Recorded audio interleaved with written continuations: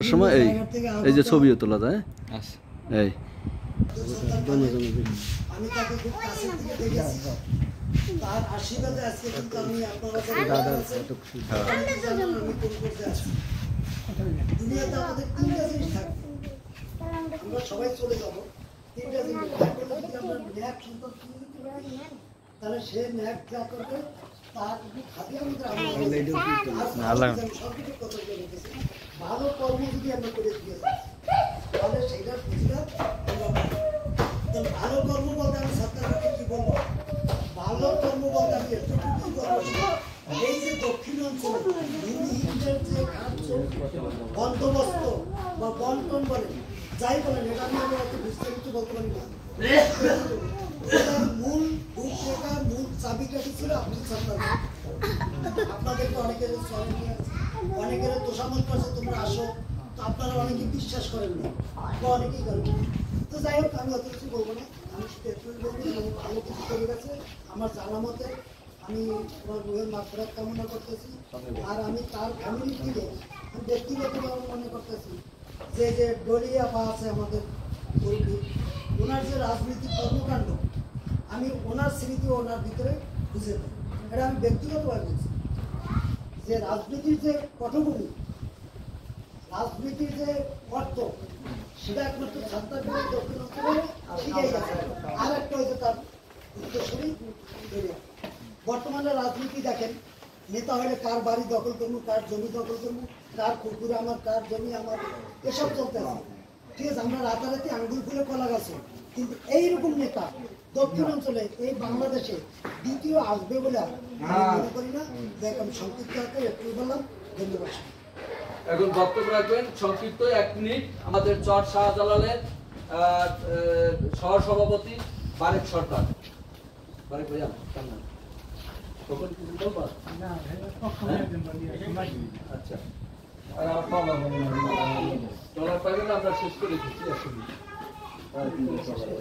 তারপর ফিরোজ আসসালামু আলাইকুম ছবি তুল সবাই এদিক থেকে ছবি তুল আমরা 7 নম্বর ইউনিয়ন ও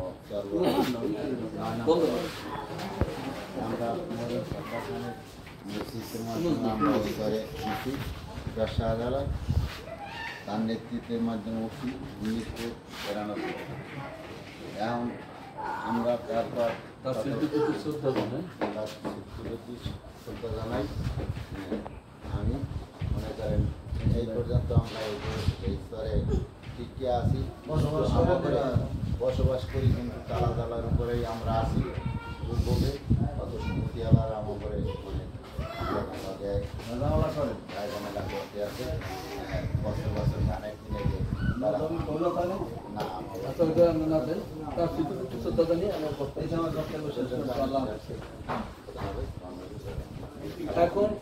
এখন বক্তব্য রাখবেন আমাদের বাঁশবাজার ইউনিয়নের বাংলাদেশ কৃষক ফেডারেশনের নেতা ফিরোজ ভাই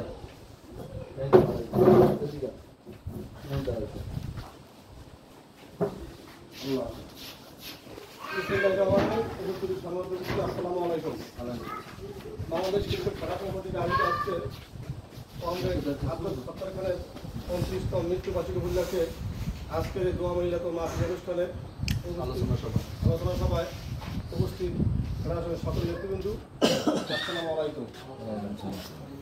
কমরেড আব্দুল সত্তার খানের গুণ কীর্তির কথা বললে দিন যায় 24 ঘন্টা শেষ করা যাবে না।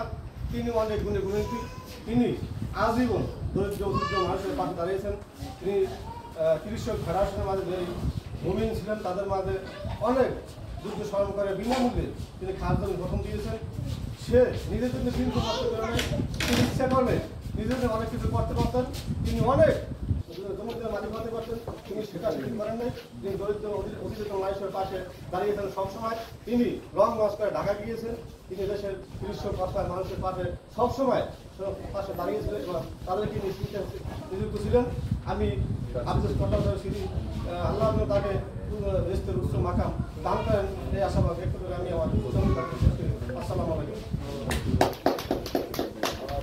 এখন মাঝে মাঝে সংক্ষিপ্ত বক্তব্য রাখবেন কৃষক ফেডারেশনের সাধারণ সম্পাদক জনাব জায়েদ ইকবাল খান।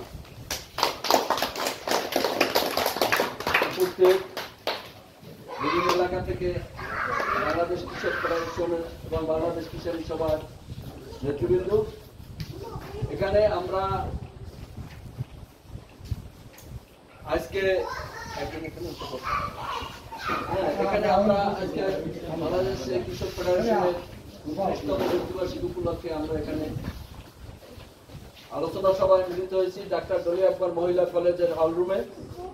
বন্ধুগণ, কমরেড আব্দুল সত্তার খান এদেশের ভূমি আন্দোলনের প্রতিকৃত ছিল, ভূমি আন্দোলনের প্রাণ পুরুষ, খাদ্যমী আন্দোলনের প্রাণ পুরুষ ছিল, গণবুদ্ধিজীবী ছিল, গরিব মেহনতি মানুষের বন্ধু ছিল, মুক্তিযুদ্ধের সংগঠক ছিল এবং দক্ষিণ এশিয়ায় একজন বলিষ্ঠ কণ্ঠস্বর ছিল, যার নেতৃত্বে পটুয়াখালী জেলায় 1971 সালে স্বাধীনতার যুদ্ধে নেতৃত্ব দিয়েছিল 7 সদস্য বিশিষ্ট কমিটি। তার অন্যতম সদস্য ছিল কমরেড আব্দুল সত্তার খান।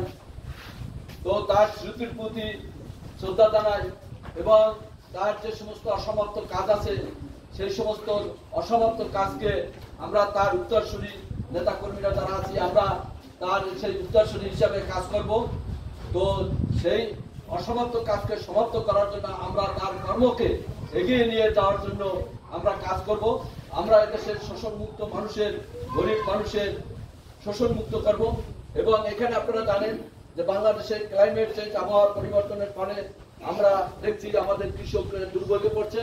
এখানে আরেকটা বিষয় হচ্ছে কৃষক খাদ্য উৎপাদন করে, অর্থাৎ কৃষকের আগে প্রয়োজন জমি, জমি হলে কৃষক খাদ্য উৎপাদন করতে পারে, খাদ্য বাম্পার ফলন করতে পারবে। কৃষক, এদেশের কৃষক না বাঁচলে এদেশ বাঁচতে পারবে না। অতএব কৃষকের আজকে প্রয়োজন সমস্ত রাষ্ট্রীয়ভাবে তাদেরকে, কৃষকদেরকে যারা বয়স্ক কৃষক হবে এবং সরকারিভাবে কর্মচারী যারা বয়স্ক ভাতা পাচ্ছে, তেমনি কৃষক তার উৎপাদন করে এদেশের জাতীয় পর্যায়ে খাদ্য জোগাড় দিচ্ছে, আমাদের মানুষের খাদ্য জোগাড় দিচ্ছে।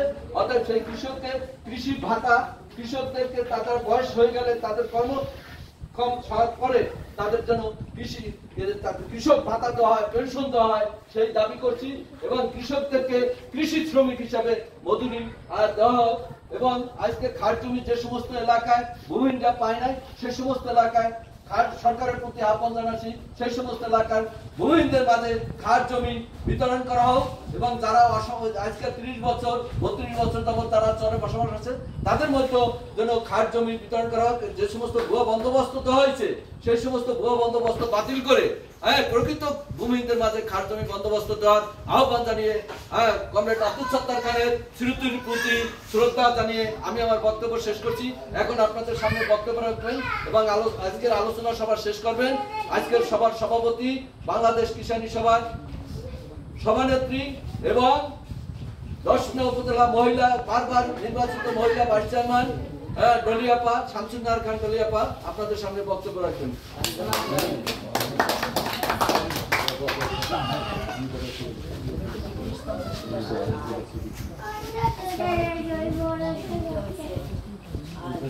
সাতই মার্চ